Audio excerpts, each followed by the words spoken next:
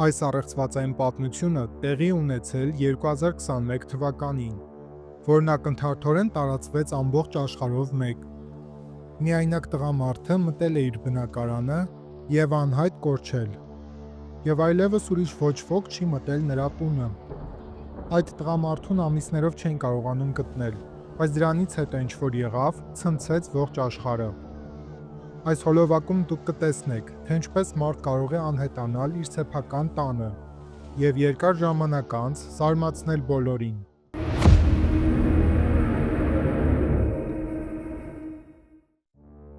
Խոսքը 50-ամյա Քրիստոֆերի մասին է։ Նա Սան Ֆրանցիսկոից է։ Այս տղամարդը զբաղվում էր ծրագրավորմամբ, բայց վերջին մի քանի տարիներին նա գործազուրկ էր։ Եկամտի կայուն աղբյուրը կորցնելու պատճառով նա ընկավ դեպրեսիայի մեջ, եւ նա սկսեց իրեն շատ տարօրինակ պահել։ Նրա բարեկամներն ասում էին, որ նա վերջին օրերում ապրում էր մշտական վախերի մեջ։ Տղամարդը վախենում էր, որ իր տան շուրջը կարող է տեղի ունենալ քաղաքական բողոքի ցույցեր, որն այդ օրերին կազմակերպում էին Դոնալդ Թրամփի կողմնակիցները, եւ նա կարծում էր, որ այդ ցույցերի պատճառով նա կարող է վիրավորվել։ Նա նույնիսկ ասել էր, որ ցանկանում է գնալ եւ մի քանի ամիս ապրել սարերի վրա։ Նաեւ այս տղամարդը իր ֆեյսբուքյան հարթակում մի գրառում էր արել, խնդրելով իր բարեկամներից գումար հեռախոս գնելու համար, որովհետեւ հինը կորցրել էր։ Հունվարի 9-ին ժամը 15:00-ին նա մի տարօրինակ հաղորդագրություն է ուղարկում իր զարմուհուն։ Խնդրում եմ, Լարային ասա, որ ստուգի իր հաղորդագրությունները։ Սա շատ շտապ է։ Դրանից հետո Լարան, Քրիստոֆերի քույրը, փորձում էր զանգել նրան, բայց նա չէր պատասխանում։ Լարան այդ վերջին 2 ամիսներին սովորել էր իր եղբոր տարօրինակ պահվածքներին, բայց այս անգամ եղբոր պահվածքը նրան շատ մտահոգեց։ Բայց նրան ավելի շատ մտահոգում էր այն փաստը, որ նրա եղբայրը հունվարի 8-ին նրան մի քանի անգամ տարօրինակ հաղորդագրություններ է ուղարկել։ Մի հաղորդագրության մեջ նա պնդում էր, որ լսել է պայթյունի ձայներ իր տանը հարակից տարածքում։ Մյուս հաղորդագրության մեջ գրել էր, որ մեքենաներ են անցնում բարձրախոսերով եւ փողոց են հրավիրում բոլոր Թրամփին աջակցողներին։ Նրա քույրը եւ բարեկամները հույսով սպասում էին մի քանի օր, որ Քրիստոֆերը կապի դուրս կգա։ Նրա բարեկամներից ոչ ոք չէր կարող գնալ նրա տունը, որովհետև նրանք ապրում էին լրիվ այլ քաղաքում։ Բայց նա այդպես էլ զանգերին չէր պատասխանում։ Եվ միայն հունվարի 11-ին նրա բարեկամները որոշեցին դիմել ոստիկանություն։ Բայց տեղի ոստիկանությունը չէր ցանկանում փնտրել Քրիստոֆերին։ Ոստիկանների խոսքերով ոչինչ չի վկայում, որ տղամարդը կարող է վտանգի տակ լինել։ Ոստիկանների այդ պատասխանից հետո նրա հարազատները որոշեցին վարձել մասնավոր հետախույզի Սկոտ Ուիլյամսին, եւ նրանք նույնպես մեկնեցին Սան Ֆրանցիսկո, որպեսզի մասնակցեն որոնման աշխատանքներին։ Առաջին հերթին հետախույզը մեկնեց նրա բնակարան։ Դուռը փակված էր ներսից։ Կռվի հետքեր չկային, ոչ էլ ինչ-որ իրար էին կորչել։ Ամեն բան թվում էր այնպես, որ տղամարդը պարզապես տնից դուրս է եկել եւ գնացել։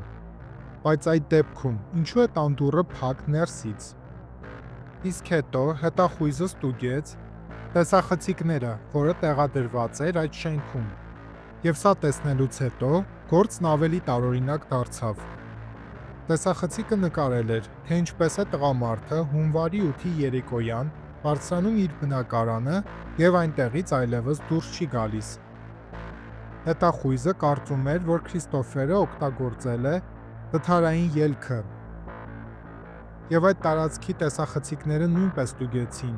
բայց ոչ մի հետք չգտան, որ տղամարդը տնից դուրս է եկել։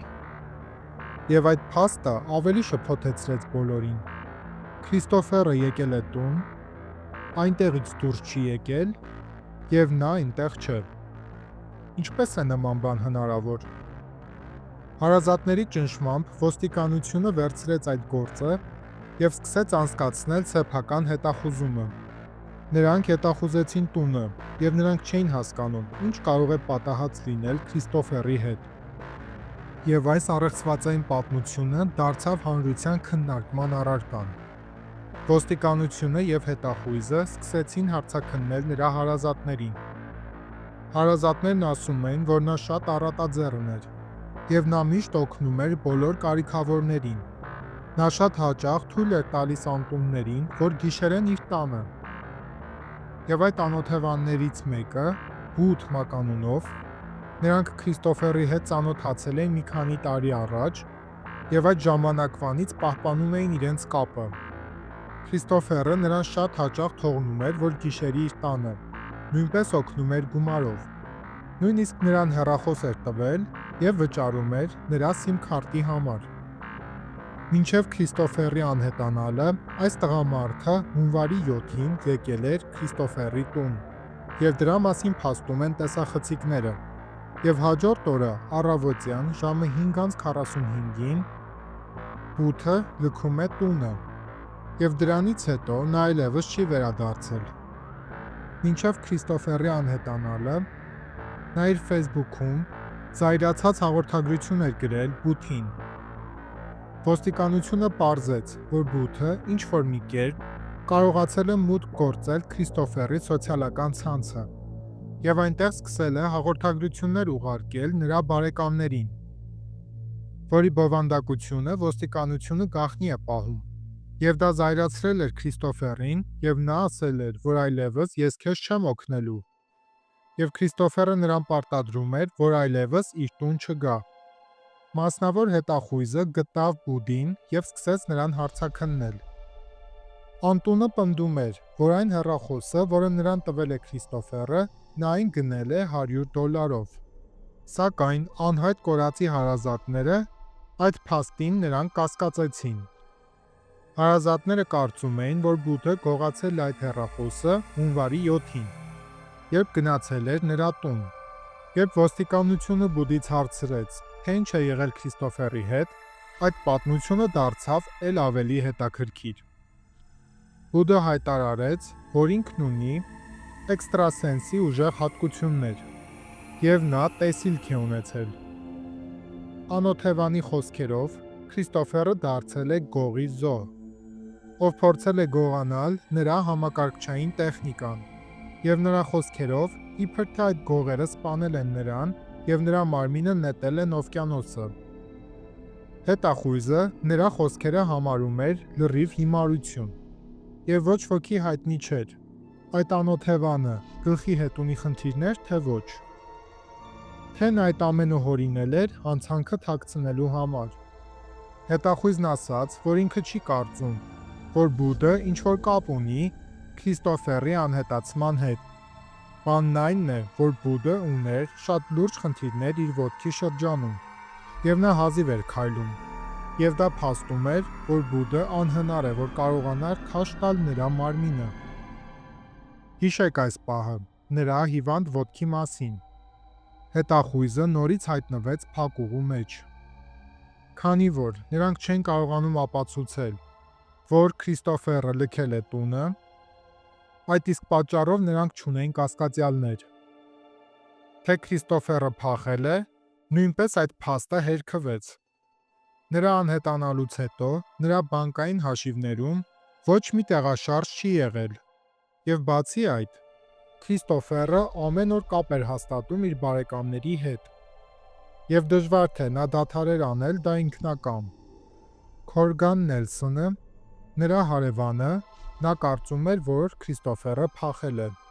Նա շատ լավ ծանոթ էր Քրիստոֆերի հետ, որովհետև նա մի անգամ փրկել էր Նելսոնի կյանքը։ Մի անգամ Նելսոնը իր տանը վատացել էր եւ ընկել, եւ նա բարձր ձայնով օգնություն էր կանչում։ Եվ Քրիստոֆերը լսելով նրա ձայնը, եկել, շտապօգնություն է կանչել եւ օգնել է նրան, որպեսզի տանեն հիվանդանոց։ Նա նույնիսկ գնացել է հիվանդանոց եւ մնացել է այնտեղ, որպեսզի իր հարևանին նա հոգ տանի։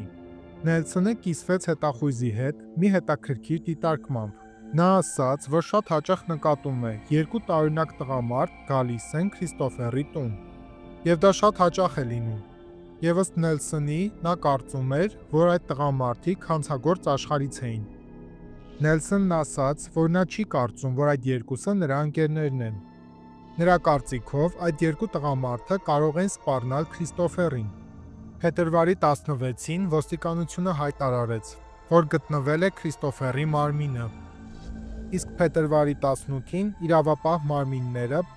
պաշտոնապես հաստատել են այդ տեղեկությունը։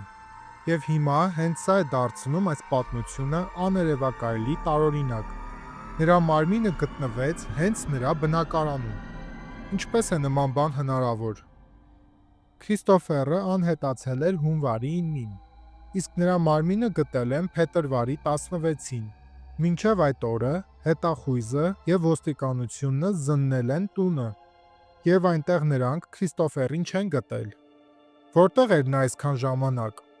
Ոստիկաններն ասացին, որ նրանք փնտրել են Քրիստոֆերի մարմինը լոգարանում առաստաղի վրա։ Շենքը նախագծված է այնպես, որ վերջին հարկի տանիքում կա 1 մետր բարձրությամբ դատարկ տարածություն, որն օգտագործվում է տեխնիկական նպատակներով, և այդ տարածքը ոչ ոքի մտքով չէր անցել ստուգել, և տարօրինակություններն այսքանով չեն ավարտվում։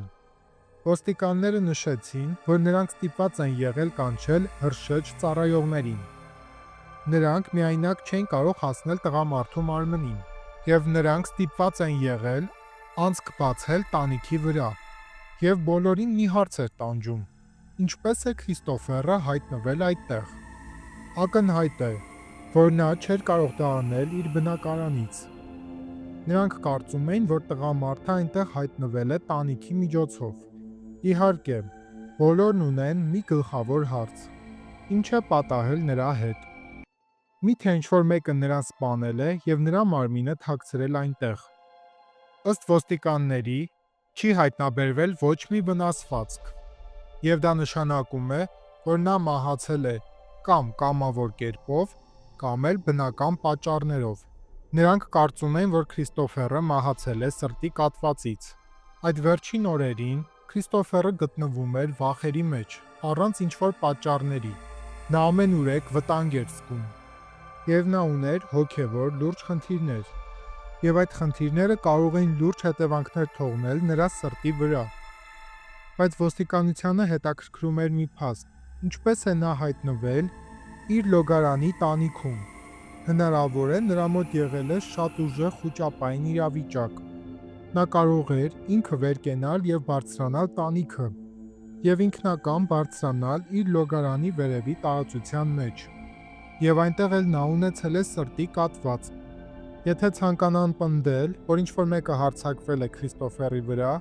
նրանք չեն կարող, որովհետև ոչ ոք չի եկել նրա տունը,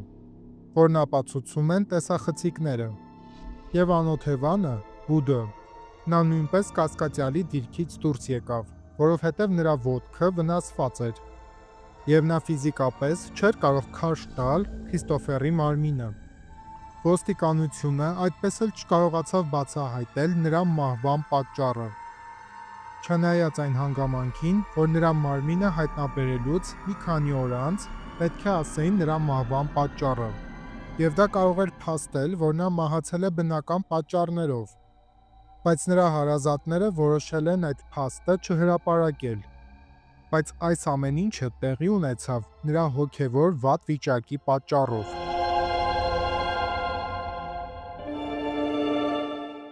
Տաս ախտանիշ, որ ցույց է տալիս չարի գործողությունները։ Ներվայնություն, մշտական գլխացավեր, անքնություն, վախ, հաճախակի ուշագնացություններ, ինքնասպանություն գործելու ցանկություն, լսողական և տեսողական հալյուցինացիաներ, հիվանդություններ, որոնց պատճառները բժիշկները չեն կարողանում բացատրել, կախվածություններ, դեպրեսիա։ Դուք նկատեցիք, որ մի քանի ախտանիշներ ներկա են ձեր կյանքում։ Վերջ դրեք այդ տառապանքներին։ Ամեն ուրբաթ Աստծո թագավորություն եկեղեցիներում մենք պայքարում ենք, որպեսզի քանդենք չարի ամեն տեսակի ազդեցությունը մարդկանց կյանքում։ Մասնակցեք ուրբաթ օրվա ծառայությանը հոգևոր մաքրության համար։ Ուրբաթ օրը եւ իմացեք, թե ինչպես մեկընդմիշտ պաշտպանել ձեզ չարի գործողություններից։ Հասցեն, քաղաք Երևան, Ազատության պողոտա 13/1։